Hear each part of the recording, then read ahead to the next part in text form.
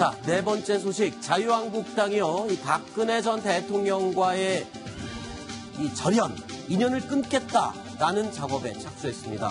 자유한국당 내 혁신위는 오늘 박 전 대통령에게 탈당을 권유했습니다. 이 이야기 나눠보도록 할 텐데요. 이 순서부터는 최우열 기자가 같이 하도록 하겠습니다. 어서 오십시오. 네. 자, 오늘 탈당을 권유하는 발표 내용 직접 목소리 들어보시죠. 2016년 4월 총선 공천 실패로부터 2017년 5월 대선 패배에 이르기까지 국정 운영 실패에 대한 정치적 책임을 물어 박근혜 전 대통령에게 자진 탈당을 권유해야 한다. 만약 자진 탈당이 받아들여지지 않을 경우 당헌 당규에 따른 출당 조치를 취해야 합니다. 개파 전행으로부터 비롯된 국정 실패의 책임이 가장 무거운 서청원 의원 및 최경환 의원에 대해서도 자진 탈당을 권유해야 한다. 사실 지난달부터 홍준표 대표가 박근혜 전 대통령의 탈당에 대한 언급을 여러 번 한 바가 있습니다. 자, 그리고 오늘 공식적으로 자유한국당의 혁신위가 이 내용을 발표를 한 건데, 자, 이 발표 내용 어떤 의미가 있는 겁니까? 예, 당초 홍 대표가 전당대회에서 승리할 때, 네. 당시만 해도 홍 대표 입장은 박근혜를 끌어안아야 된다는 입장이었습니다. 줄곧 그런 얘기를 하다가 한 7월, 8월 넘어가면서 스탠스를 완전히 바꿨습니다. 그랬죠. 박근혜 출당론을 지방 순회를 하면서 언급하기 시작했고, 네. 그때 7, 8월경이 자유한국당 지지율이 홍 대표 취임 이후에도 정체되는 정체 또는 하락, 계속 그런 추세가 이어져 나가자 네. 홍 대표가 당초 취했던 보수 우파 통합 결집 이런 방침으로는 더 이상 안 된다. 네. 박근혜와 절연해야 된다는 새로운 방침도 수정한 것으로 보입니다. 그 결정체가 오늘 혁신위가 발표한 박근혜 출당 원이라고 생각됩니다. 자, 어쨌든 자유한국당 내에서 이 친박 청산의 일환이다 이렇게 표현할 수 있을 것 같은데, 글쎄요, 당 내에서 친박이라고 할 수 있는 의원들 반발 없었을까요? 반발이 있긴 있습니다. 저도 오늘 좀 취재를 해봤는데요. 네. 반발이 있긴 있는데 굉장히 미약한 반발이 그래요? 해야 될까요? 어쨌든 홍준표 대표 체제에서 이렇게 일방적으로 너무 혁신위를 내세워가지고 뭐 좀 밀어붙이는 거 아니냐 이런 정도의 반발이 있긴 합니다만, 지금 오히려 홍준표 대표나 당 지도부 입장에서는 반발해라. 반발을 오히려 확실하게 제압하는 모습을 보여서 우리가 인적 쇄신을 보다 선명하게 하는 모습을 보이겠다. 지금 이대로 가다가는 보수도 죽고, 지금 이제 각 정당이 전부 다 내년 지방선거 체제로 지금 전환을 하고 있습니다. 민주당도 그렇고 한국당도 그렇고, 내년 지방선거에서 만약에 패배할 경우 이 홍준표 대표도 사실상 정치혁명이 흐지부지 끝날 수도 있습니다. 그렇기 때문에 어떻게든 이길 수 있는 후보를 공천을 해야 되고, 그러기 전에 일단 이 박근혜 대통령 문제라든지 박근혜 전 대통령 친박 뭐 이런 문제들이 더 이상 나오지 않게 정리를 해야 되거든요. 그래서 진통이 있을 수는 있겠지만은 오히려 홍준표 대표의 의향은 뭐 외통수일 거다 이렇게 처리해봅니다. 자, 그런데 이 친박 하면은 좌장으로 꼽히는 서청원, 최경환 의원, 이 두 의원의 반응이 궁금합니다. 어떤 반응을 보이고 있어요? 일단은 이제 뭐 서청원 의원은 특별한 내용을 아직 내놓지는 않았고요. 최경환 의원 같은 경우는 이건 일사부재리 원칙에 어긋난 부당한 처사 아니냐 뭐 이렇게 얘기를 하는데, 지난 1월 달에 임명진 비대위원장 체제에서 이미 당원권 3년 정지, 그때 처분을 받았지 않습니까? 그러다가 이제 대선 국면에서 홍준표 대표가 대선 국면에서는 지게작대기 하나도 필요하다 하면서 이제 그것을 다시 조치를 무효화하면서 끝냈기 때문에, 지금 다시 또 이렇게 탈당 권유를 하는 것은 부당하다라고 얘기를 하고 있는데, 뭐 본격적으로 어떤 반발을 하기에는 여러 가지 상황 자체가 좀 여의치 않은 것 같고요. 지금 알려진 것은 일단 홍 대표랑 두 의원이 사전에 만난 것으로 나오기 때문에 여러 가지 아마 이런 부분에 대해서 의견을 좀 어느 정도 나눈 것 같습니다. 그렇군요. 자, 이런 가운데 박근혜 전 대통령을 누나라고 불렀다는 이 친박계의 윤상현 의원. 자, 윤상현 의원은 탈당 권고 명단에서 제외가 됐습니다. 이유가 뭐였을까요? 홍준표 대표의 말을 들어보시겠습니다. 특정인에 대해서 거론하는 것은 그건 안 되십니다. 윤상현 의원 같은 경우는 자신도 공천 못 받았어요. 자신도 공천 못 받고 무소속으로. 여기 혁신안은 보니까 공천 과정에서 전행했던 사람이라고 이제 혁신안에 되어 있는데 윤상현 의원 같은 경우는 자신도 공천 못 받았죠. 네, 윤상현 의원, 자, 탈당 권고 명단에서 빠진 진짜 이유가 뭡니까? 기자들은 어떻게 분석하고 있습니까?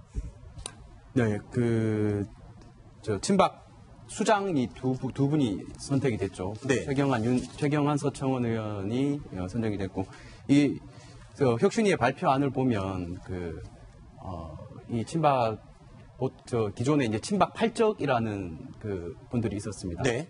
서청원, 최경환, 물론 포함되어 있고, 윤상현, 김진태, 이정현 등등, 네. 8명이 친박 팔적이다. 네. 이분들을 강하게 성토하면서 떨어져 나간 세력이 바른정당이었고, 네. 그중에 가장 선수나 연륜이 높은 수장이 서청원과 최경환 의원이었는데, 윤상현 의원은 약간 행동대장급이었죠. 그런 그 위치에서 지난 총선 때 공천 전횡의 책임을 져야 된다는 비난을 네. 많이 받았습니다. 네. 근데 이 수장 두 분을 선택한 이유는 네. 당내 반발, 친박계 세력도 당에 만만치 않은 그런 상황에서 당내 반발을 고려한 통합을 염두에 둔 정무적인 조치다. 네. 이렇게 생각이 됩니다. 그렇군요. 자, 일단 탈당 권고를 발표를 했는데 박근혜 전 대통령 측에도 입장이 전달됐습니까? 그 입장이 어떻게 반응이 나왔습니까? 누구나 아마 박근혜 전 대통령의 자진 탈당하진 않을 거라 많은 분이 예측하셨을 그렇죠. 거예요. 저도 그렇게 예측했는데 역시 박근혜 전 대통령도 자진 탈당상이 없다라는 이제 반응을 보였다고 합니다. 네. 일단 박근혜 전 대통령 측에서 이렇게 얘기를 합니다.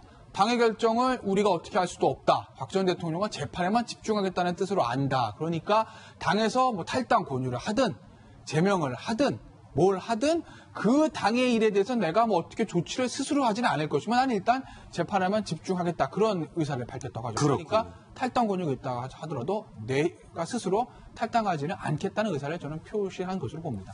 사실 박근혜 전 대통령은요, 98년에 입당을 한 이후로 탈당과 입당을 반복하는 애증사를 가지고 있습니다. 자, 탈당 기로에 놓인 지금 어떤 선택을 하게 될지 과거의 이 박 전 대통령의 모습, 목소리 하나 들어보시겠습니다. 결국 저는 속았습니다. 국민도 속았습니다.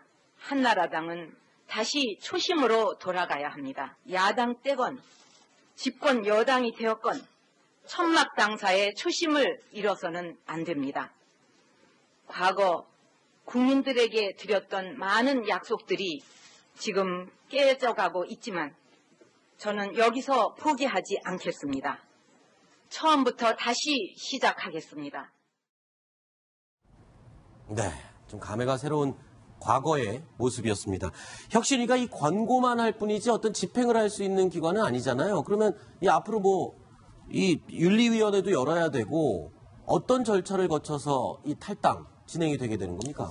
자, 일단 한국당의 당규에 이제 따라야 되는데 일단 권고가 내려졌지 않습니까? 네. 탈당할 권고. 그다음에 윤리위에서 심사를 하고 이거 다 실무적인 과정입니다. 윤리위에서 심사를 해서 그것이 타당하다 그러면 최고위원회의 안건으로 올라가고요. 네. 최고위원회 안건으로 올라간 다음에 거기서 이제 합의체 논의기구이기 때문에 네. 징계 여부가 결정이 될 텐데 박 대통령이 자진 탈당을 만약에 한다면 모양새는 어쨌든 좋게 끝날 수 있습니다. 그러나 어쨌든 지금 보이는 큰 그림은 자진 탈당을 안 한다면 제명 수순으로 갈 가능성이 굉장히 높습니다. 한국당 입장에서. 지금 홍준표 대표 체제에서는 네. 자진 탈당을 하면 좋지만 그렇지 않으면 제명 수순을 밟겠다 이런 기류가 강하고요. 네. 아까 친박들 기류를 말씀을 드렸는데 친박이라는 말 자체도 이제 의미가 없어지지 않았냐 이런 이제 당사자들은 약간 하소연을 하는데요. 네. 어쨌든 친박 진영에 있었던 의원들도 지금 플랜 B를 준비를 하고 있습니다. 네. 그러니까 예를 들어서 서청원 최경환 의원 만약에 이제 출당을 한다. 그랬을 경우 사실 이게 다 바른정당하고 통합을 하기 위한 그렇죠. 수순으로 진행이 되는 거거든요.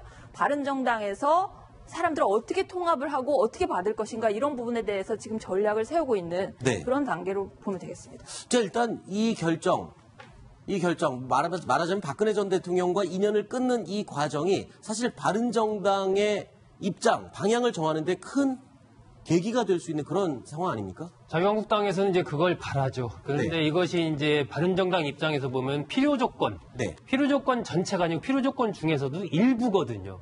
그러니까 뭔가 자유한국당이 이 박 전 대통령 문제와 친박계 문제들에 대한 정치적인 책임론 부분을 처리를 하고 그리고 나서 어떤 과거의 행태에 대한 반성 그리고 혁신 이런 것들이 전체적으로 이루어져야 예를 들어서 바른정당의 유승민 의원이라는 이런 쪽에서 어느 정도 생각을 해볼 텐데 지금은 그냥 출당과 친박계 정치적 책임론 여기만 딱 돼 있기 때문에 아직 충분 조건까지 가기에는 좀 아직도 갈 길이 좀 멀다 뭐 이렇게 보입니다. 바른정당 같은 경우에는 아마 이제 유승민 그 비대위원장 체제가 지금 추진이 되고 있는데 유승민 비대위원장이 옹립이 되면 나머지 통합하였던 의원들하고 아마 당이 깨질 가능성이 높습니다.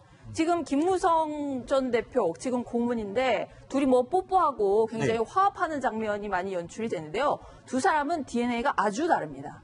아주 다른 그 사람이 같이 갈래 갈 수가 같이 갈 수가 없는 유승민 그 전 의원과 유승민 의원 같은 경우에는 굉장히 원칙주의자고요. 그 원내대표 이런 거 할 때는 여자 박근혜다 이런 소리를 들을 정도로 굉장히 비타협적이고 자기가 옳고 정의라고 생각하면 타협하지 않습니다. 반면에 김무성 전 대표 같은 경우에는 사업을 오래 했던 사람입니다. 누구와도 술자리를 부딪힐 수 있을 사람이고요. 명분이 있으면 얼마든지 그 정치적인 정치적인 활동을 할 그런 사람이기 때문에 두 사람의 행보는 지금 뭐 같이 하는 것처럼 보이지만 아주 달라질 가능성이 높아 보입니다. 자, 자유한국당의 이 혁신이 결정, 그러니까 박근혜 전 대통령과 연을 끊겠다라는 이 결정에 대해서 바른정당에서는 어떤 반응을 보이고 있습니까? 유승민 의원 특히 어떤 반응을 보이고 있습니까? 방금 말씀하신 바와 같이 같은 반응이었습니다. 한마디로 얘기하면 쇼하고 있다.